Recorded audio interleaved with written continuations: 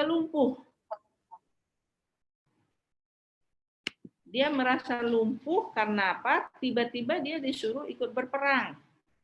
Sehingga dia nggak kuat ya tahankannya. Atau dia tiba-tiba mandi panas tambah mandi. Ini bisa. Ada ini ya.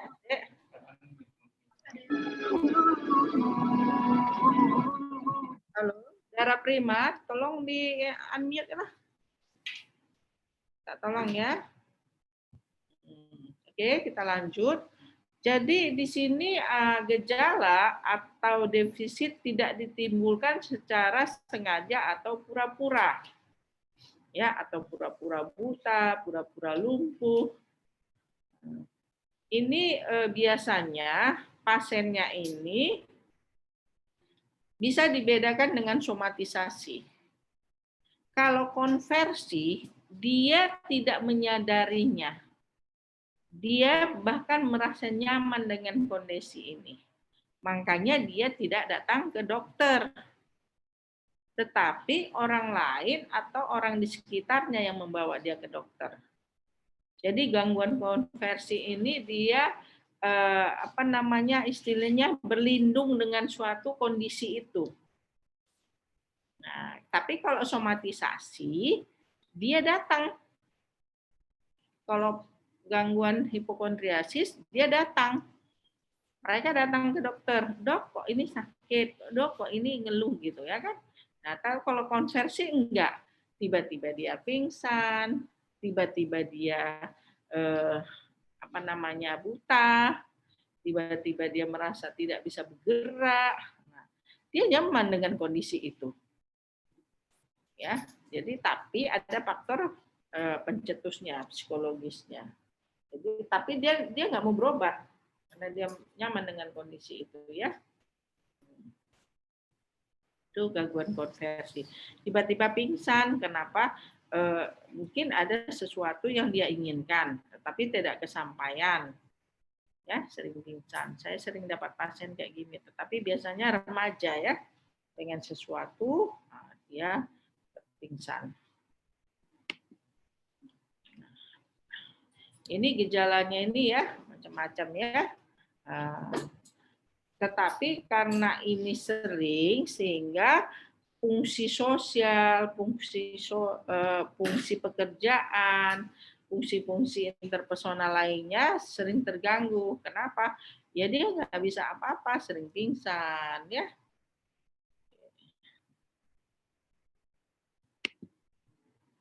Nah, ini hipokondriasis. Preokupasi dengan kekuatan menderita atau ide bahwa ia menderita suatu penyakit didasarkan pada interpretasi keliru terhadap gejala tubuh.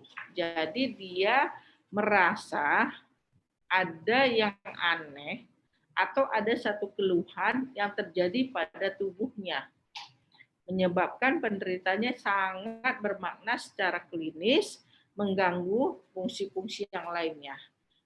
Ini lama gangguannya ini selama 6 bulan. Ya.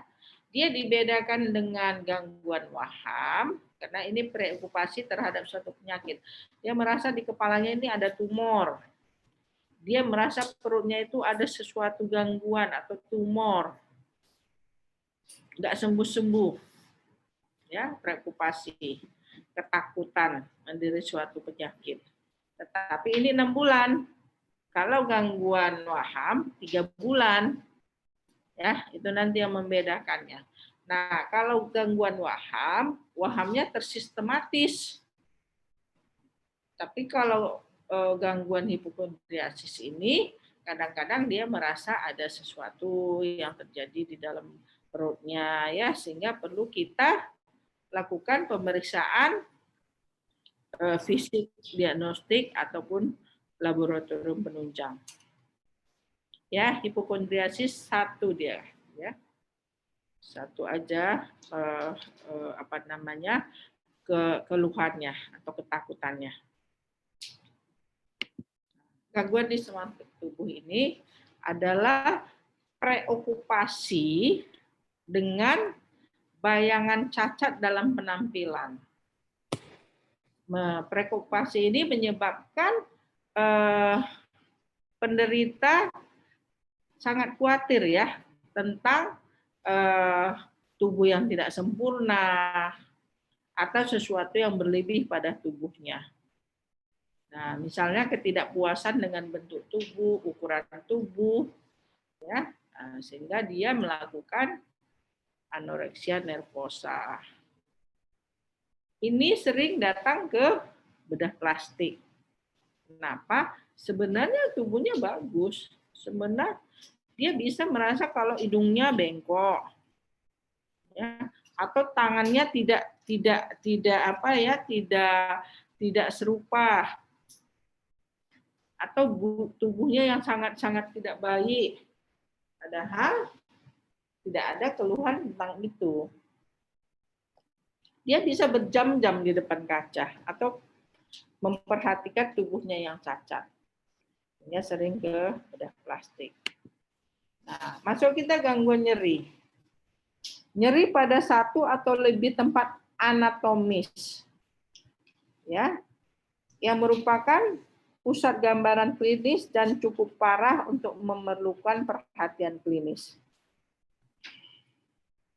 Faktor psikologis dianggap memiliki peran penting dalam onset kemarahan dan eksaserbasi daripada nyeri ini. Ya, jadi nyerinya itu bisa di suatu organ anatomis. Ya.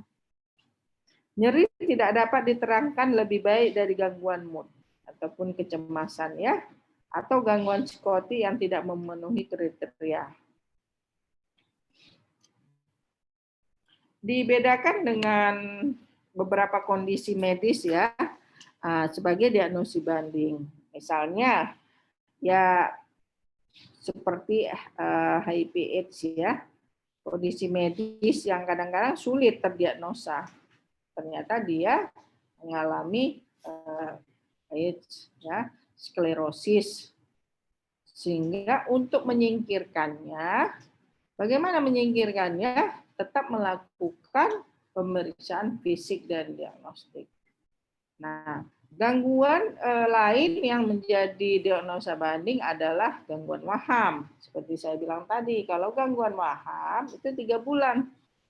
Kalau di sini kayak tadi preokupasi pada hipokondriasis, itu gangguan wahamnya adalah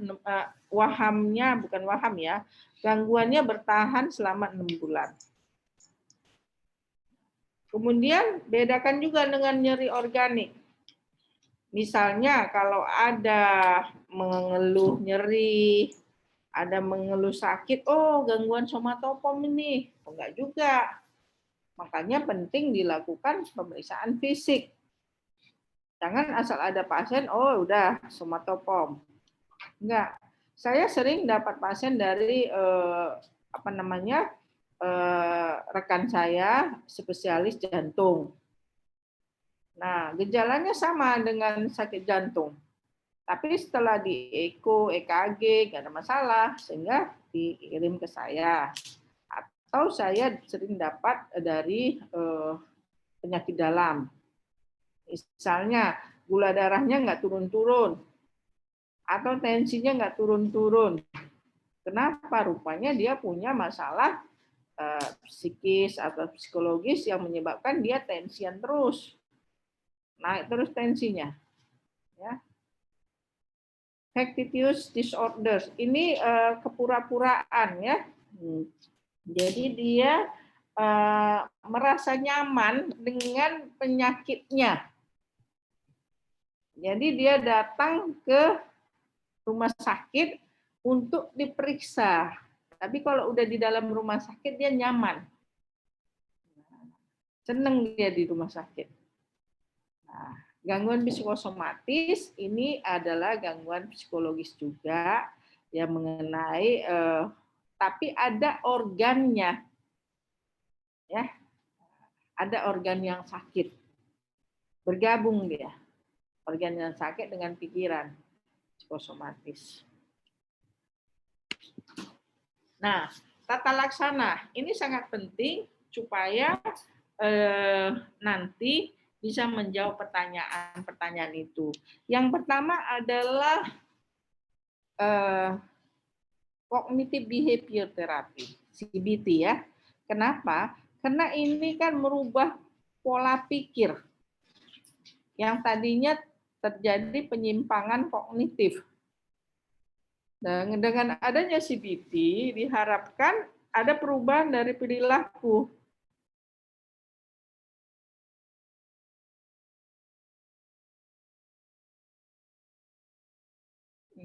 Kadang-kadang ini bisa mempengaruhi beberapa persen dari kesembuhan penyakit. Ya, kita meyakinkan kalau ini tidak ada gangguan pada fisik. Nah, ini kadang-kadang pasien, waduh, nggak percaya dia. Jadi akhirnya banyak biaya yang terbuang, banyak waktu yang terbuang, ya, dan pikirannya akan ke situ-situ aja, sehingga secara sosial akan terganggu. Secara pekerjaan akan terganggu. Seorang ibu tidak akan melakukan apa-apa karena dia sibuk dengan dirinya. Seorang anak akan sering menjadi pingsan. Seorang ayah akan tidak produktif. Ya. Nah, harus ada komunikasi antara dokter dan pasien untuk menggali kenapa terjadi keluhan ini.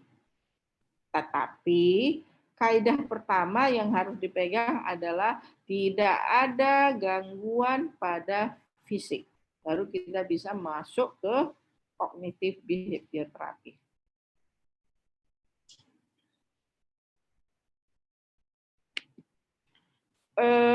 Jadi gini, ini kan orangnya tidak percayaan ya. Kita harus lakukan dulu pemeriksaan fisik. Baru kita bisa berargumentasi dengan pasien. Jangan kita bilang, kamu nggak seperti itu, badan kamu sehat, tetapi kamu nggak tunjukkan. Misalnya dia gangguan perut, oke, USG. Nah, lakukan. Gangguan pada pinggang atau pada punggung atau nyeri di mana, oke, lakukan. MRI bila perlu. Ya, bila perlu lakukan. Oh, saya merasa begini-begini, oke, lakukan pemeriksaan laboratorium. Nah, jadi dasar kita untuk bicara, dasar kita untuk menyangkal bahwa dia tidak ada gangguan fisik harus akurat. Jangan kita tidak melakukan, tetapi kita menyangkal, dan itu pasti dia denial, dia akan menolak. Ya, oke, tapi kalau udah kita tunjukkan, ini Bu, ini Pak, tidak ada keluhan. Neurologis, lakukan pemeriksaan neurologis. Nggak ada, nah, baru bisa kita masuk ke terapi kita. Terapi ada dua macam ya, farmakoterapi dan psikoterapi atau non farmakoterapi. Non farmakoterapi tadi saya sudah bilang CBT, cognitive behavior therapy. Nah, terapi farmakologis untuk lainnya adalah SSRI. Nah, hati-hati pada terapi. Kenapa? Dia beberapa terapi tentunya bagus ya, artinya tepat terapinya. Hanya saja nanti soalnya bermain di dosis ya. Hati-hati pada terapi ya. Misalnya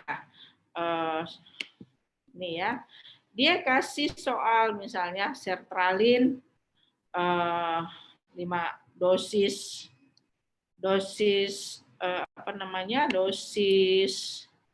rentang dosis. Nah, fluoxetine rentang dosis 10 sampai 20. Di atas deh. Atas. Fluoxetine. Di atas deh.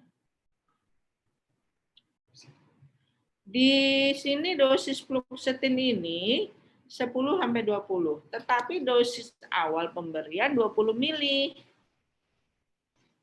Nah, ingat ya, fluoxetine dosis awal 20 mili pada pasien gangguan somatopom atau pasien konversi atau pasien hipokondriasis atau pasien somatisasi. Hati-hati. Ya. Nah, kemudian sertralin rentang dosis 50. Ya. Ini literatur atau daftar yang diberikan oleh panitia ke saya. Tetapi ada buku yang mengatakan rentang dosis sertralin 50 sampai 200. Ada yang mengatakan 50 sampai 100. Hanya saja kita pakai satu bahan yang sama, bahwa di sini tidak ada rentang dosis, dia langsung kasih 50 mg. Nah, dosis awal 50. Soalnya pertanyaannya begini, berapa dosis terapi? Apa terapi daripada gangguan di atas? Setelah ada soal, nah dia buat gini, sertralin fluoxetine 10 mg. Sertralin 50 mg. Sementara di sini fluoxetine 20. Rentang dosis benar. Tapi dosis awal salah. Nah, jadi soalnya yang ini, fluoxetine dia buat 10 mg. Ya, salah. Fluoxetine harus 20. Oke, sampai situ ngerti ya. Nah, konseling tentu perlu ya. Konseling dan edukasi. Kenapa? Kita perlu juga menjelaskan pada pasien ataupun pada keluarga pasien bahwa seseorang perlu terapi.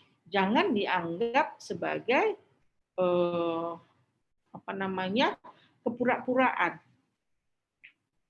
Nah, ya. Dia perlu terapi. Kadang-kadang orang yang somatisasi, dokter shopping, dianggap pura-pura. Nggak ada keluhan. Pas dia sakit, memang ada. Pas dia nggak sakit, dia seperti biasa. Ya, atau secara fisik tidak ada, psikologis ada. Nah, ini perlu diterapi pada keluarga supaya keluarga juga mengetahui dan mendukung program pengobatan.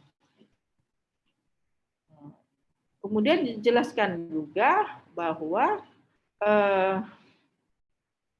pasien ini harus terus terang. Apa sih yang terjadi? Misalnya karena pencetusnya psikologis atau psikis, dia harus kasih tahu apa sih yang menyebabkan dia menjadi seperti ini. Untuk kepentingan penyembuhan, keterbukaan sangat perlu ya. Jadi perlu dikonseling warga, pasien itu sendiri, kemudian keterbukaan. Ini sangat perlu dikonseling dan diedukasi. Dirujuk kapan? Apabila tidak ada perbaikan dengan pendekatan psikologis dari dokter lini pertama. Kemudian apabila kondisi semakin memberat, yang tentu saja mempunyai ancaman-ancaman yang membahayakan diri pada pasien. Kalau seandainya kondisi seperti ini, kamu di perifer, boleh silakan dulu terapi dengan yang lini pertama. Misalnya kamu kasihkanlah kalsetin atau fluoxetine yang ada di e-katalog, boleh kamu berikan. Yang penting kamu tahu bagaimana dosis, tentang dosis. Kemudian dosis awal. Tetapi kalau kamu merasa kurang mampu, sementara kamu di perifer yang susah psikiater, ya kamu rujuklah. Tapi beda kondisinya kalau dia sama-sama di Medan. Nah, kalau sama-sama di Medan, gimana ya? Alangkah bijaksananya kalau langsung kamu rujuk deh. Kan kamu sudah tahu ini gangguan somatopom. Tentunya ada terapi pilihan, ada tapering off ya. Ini kan mempunyai suatu teknis yang berseni ya untuk melakukan terapi ini. Kenapa? Ini melibatkan neurotransmitter. Neurotransmitter itu salah-salah menjadi kronis, salah-salah menjadi lebih berat, ya. Nah, jadi kalau memang kamu di daerah yang sama, ada psikiater, silahkan. Atau bagi adik-adik yang internship, dengan kondisi ini dia langsung bisa memilah-milah, belum jangan pasien itu menjadi dokter shopping juga, ya. Oh ini kayaknya dokter psikiater deh, ya. Oke, saya pikir ini ada ini ya komplikasi. Komplikasi dari gangguan somatopom ini ya tentunya apa ya gangguan kejiwaan lainnya, misalnya menjadi waham, bahkan jatuh ke skizofrenia, atau ke depresi karena nggak sembuh-sembuh, atau ke cemas, ya, dan gangguan panik. Prognosisnya bagaimana? Ya fluktuatif, ada sampai yang kronis, ada yang sangat jadi memburuk, tapi ada juga bisa diatasi. Pencegahannya itu bagaimana? Ya dengan pengendalian emosi, sikap saling terbuka, ventilasi ya, curhat, segera mencari bantuan kalau memang kita merasa ada tekanan yang mempengaruhi fungsi sosial kita, fungsi interpersonal kita jadi pemarah, kita jadi sering sakit ya. Oke. Terima kasih. Oke. Tadi saya sudah paparkan. Mungkin adik-adik sekalian ada yang ingin ditanya. Ini gimana Rido ini sambil pegang adik, sambil belajar ya, sambil ngomong ya. Oke. Ini pesertanya ada 142. Ya, ini yang ikut. Ini kalau jumlahnya keseluruhan, ini kita kan di breakdown ya. Saya nggak tahu sekali berapa jumlahnya, nanti mungkin panitia bisa menginfokan ke kami lah. Tapi khusus untuk psikiatri, ini ada 142. Dari 142 orang ini, kira-kira apakah ada pertanyaan yang mungkin kamu perlu jawaban atau diskusi atau untuk menjawab cepat gitu ya. Karena ini kan satu soal 1 menit. Ya. Oke. Ada pertanyaan, saya buka sesi tanya jawab.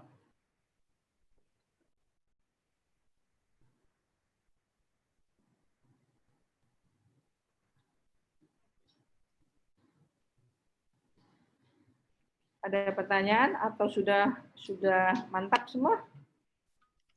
Izin dokter, mau bertanya dokter. Silakan. Jadi dokter kalau misalnya terapi fluoxetine kalau misalnya dosis awalnya 20 apa memang dikasih 10 dulu ya dokter? Tadi kurang jelas dokter.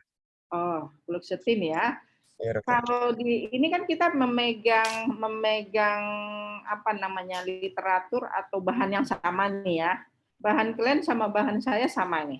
Jadi saya ikut bahan yang dikasih panitia kan gitu. Nah, fluoxetine-nya itu kan rentang dosisnya 10 sampai 20. Tetapi dosis awal terapi dia 20. Jadi 20 dia. Awal sekali kita berikan, bukan 10. Gimana Abdi? Iya dokter, soalnya kan ada di soal pernah soal jumpain ada juga dosis yang 10 dokter. Berarti 20 ya dokter? Karena gini, dia soalnya itu berlanjut tuh. Fluoxetine kan dosisnya 10. Tapi sertralin dia buat 50 kan? Iya dokter. Nah, jadi pilihan kita sertralin. Karena rentang dosis sertralin dengan dosis awal sama. Tapi ada penggunaan maksimalnya 200 ya kalau memang kita memakai peningkatan dosis. Tapi tetap dosis awalnya itu 50. Jadi pilihan kita sertralin ya, bukan fluoxetine. Ya, saya Abdi ya. Ya dokter. Semangat. Pokoknya ngelotok lah, ngelotok kalau yang tentang ini. Saya lihat psikiatri itu 70% ya. 7%, bukan 70%. 7% sampai 9%. Artinya ada 7 soal. Khusus gangguan psikiatri. Jadi kan gampang tuh tadi ada kunci-kuncinya ya kan? Somatisasi, hipokondriasis, hipo 1. Konversi gangguan psikologis yang kuat. Diaplikasikan, dia tampilkan ke gangguan fisik, ke gangguan neurologis. Nah, kemudian body dysmorphic berarti preokupasi ke badannya. Atau nyeri itu ada organ atau organ anatomi yang dia keluhkan. Kemudian yang paling sering ke DD-nya, ke diagnosa diferensial itu ke gangguan waham ya. Nah, gangguan waham 3 bulan. Kalau ini 6 bulan. Yuk, ambil yuk. Ada pertanyaan lagi? Dok, izin bertanya. Silakan. Dok, mau memastikan lagi yang soal tadi, yang soal somatisasi sama gejala nyeri, apakah itu tuh hal yang apa ya dok, masih belum bisa ngebedain gimana cara ngediagnosisnya, soalnya tadi di yang gejala nyeri itu, gangguan nyeri itu dia ada beberapa organ juga yang berarti hampir bisa hampir salah ngediagnosis itu loh dok, buat ke yang somatisasinya. Masih banyak dok. Oke, terima kasih. Jadi kalau nyeri, dia tolong adiknya dulu, jangan ikut belajar dulu ya. Oke, kalau somatisasi, dia ada nyeri, dia ada gangguan gastro, dia ada gangguan seks, dia ada gangguan apalagi ya tadi ya? Coba nyeri, Dek. Slide. Oke, ini rumusnya. Oke, dia kalau nyeri somatisasi kan somat banyak. Dia ada gangguan nyeri, ada gangguan gastro, ada gangguan seksual, atau gangguan neurologis. Nah, jadi bisa ke lambung, bisa ke nyeri. Tapi kalau nyeri, dia cuma nyeri hanya saja di 1 atau 2 organ anatomis. Nah, itu membedakannya. Kalau somatisasi, dia nyerinya bisa ada gangguan lambung, bisa ada gangguan neurologis. Tapi kalau nyeri aja, 1 atau 2 organ anatomis yang berbentuk hanya nyeri. Tidak ada gastro. Bagi di bulan di. Halo? Ya, gimana? Ya dok, berarti kalau misalnya gangguan nyeri itu kayak kan satu organ ya dok ya, berarti kayak nyeri kepala gitu ya dok ya? Ya, tapi kepalanya tuh nyerinya sangat di luar dari batas, nyeri sekali kayak mau pecah. Oh iya. Nah, kemudian iya. nyeri punggung sangat nyeri kali. Sebenarnya nyerinya biasa-biasa aja. Oh, jadi kayak berlebih-lebihan. Kayak lebih gitu ya dok ya? Iya, dia lebihkan, sangat lebih. Padahal biasa kalau Oh, ukuran kita biasa-biasa aja, orang nggak ada sakitnya satu ya kan. iya Tapi dok. karena ada gangguan psikiatri, jadi nyerinya itu sangat membuat dia terganggu sampai nggak bisa ngapa-ngapain gitu. Ya, nah, Iya jadi baik dok. satu atau lebih tempat anatomis. Nah, Iya ya, dok. Siap dok. oke, paham ya membedakannya ya. Ya, makasih banyak dok. Oke, ada lagi?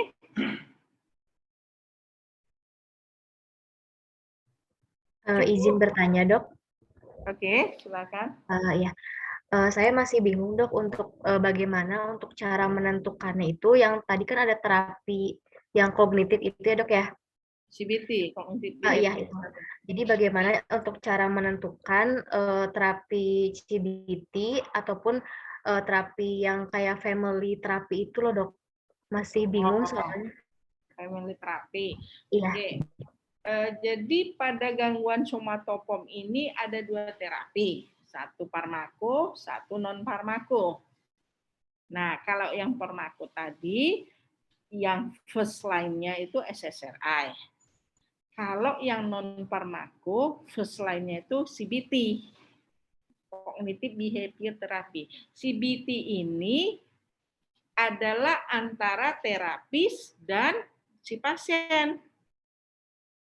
Jadi yang kita perlu luruskan adalah perubahan pada perilaku pasien. Tapi kalau yang family therapy itu termasuk konseling. Kenapa? Konseling itu perlu diberikan untuk mendukung si pasien untuk terapi ataupun merubah perilaku. Jadi bedanya CBT adalah penanganan non farmakologi. Kalau family therapy tadi adalah konseling, dukungan kepada keluarga. Paham? Gimana deh? Paham, Dok. Iya, terima kasih banyak, Dok. Ya, ya. Ada lagi pertanyaan?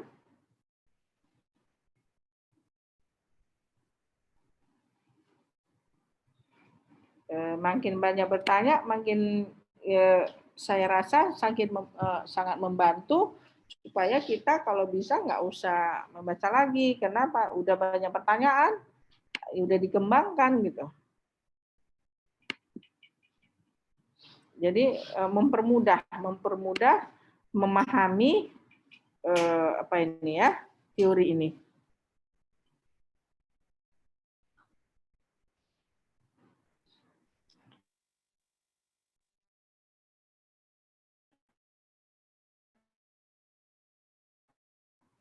Ada pernah cukup?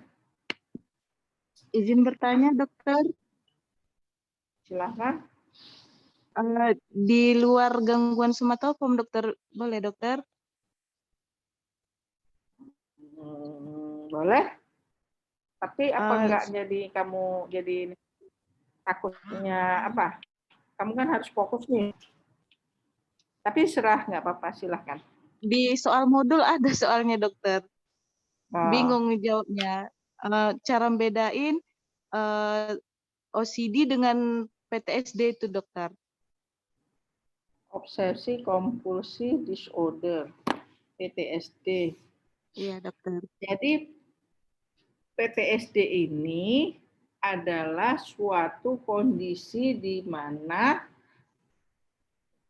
karena suatu stres yang sangat berat, misalnya secara tiba-tiba, dan ini sangat mempengaruhi fungsi pasien. Misalnya ada tsunami, tiba-tiba ada tsunami, banyak yang meninggal, banyak yang kehilangan, ya.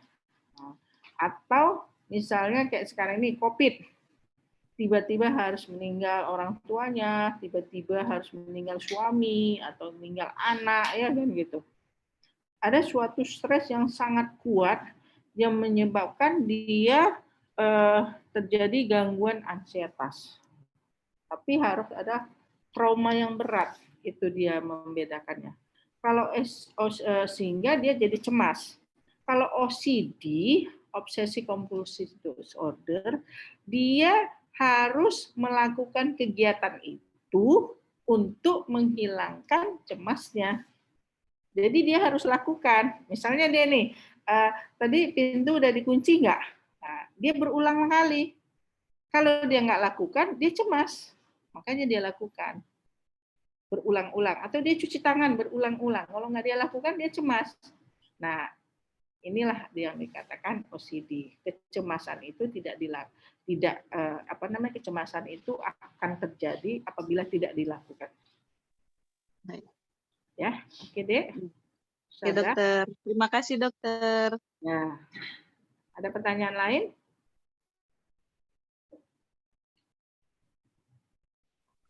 Cukup? Masih dok, saya mau nanya dok. Ya, silakan. Kan tadi kan hipokondriasis kan dokter bilang di atas 6 bulan ya dok. Ya. Jika sakitnya itu hanya ada 1 tapi di bawah 6 bulan itu tetap termasuk hipokondriasis atau gimana dok? Preokupasi, ketakutan, menderita. Dia ada ininya deh, ada lama gangguannya. Lama gangguannya sekurang-kurangnya 6 bulan. Jadi itu adalah suatu guideline yang harus kita pegang. Kalau dia kurang, berarti kemungkinan dia gangguan waham. Karena gangguan waham itu 3 bulan. Oke, baik dok. Misalnya kayak depresi kan 2 minggu gitu kan. Nah, ada guideline-nya. Ya, baik dok. Terima kasih dok. Terima kasih. Ada pertanyaan?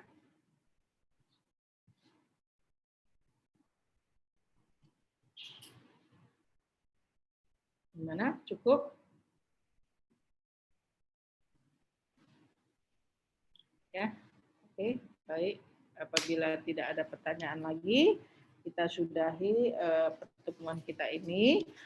Semangat dan tetap semangat, ya. Karena kalau udah nggak semangat, ya belajarnya jadi kendor. Sementara kita ini bukan mau biasa-biasa aja. Kita akan berjuang, ibaratnya berperang, bertempur. Ya, usahakan sedikit tidur.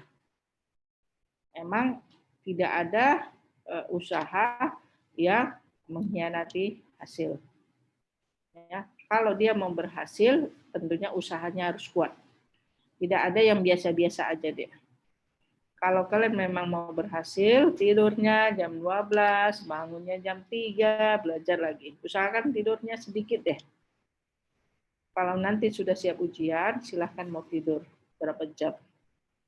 Ya, karena ini pertempuran antara dirimu, masa depanmu, dan apamu ya, harga diri. Kenapa? Ya ini kita dianggap sudah selesai koas, artinya dokter dong, kan gitu. Tetapi kita nggak bisa melakukan tugas-tugas dokter.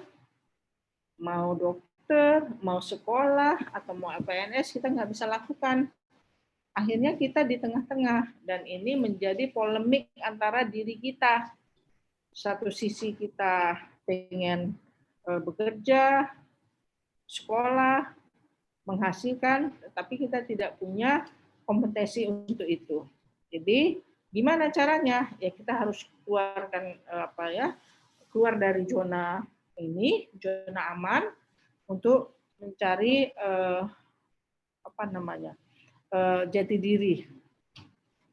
Kamu harus berjuang, tidak bisa tidur banyak atau membaca sedikit, nggak bisa deh. Harus berjuang, harus bertempur. Tidurnya sedikit aja. Oke, semangat dan tetap semangat. Jaga kesehatan.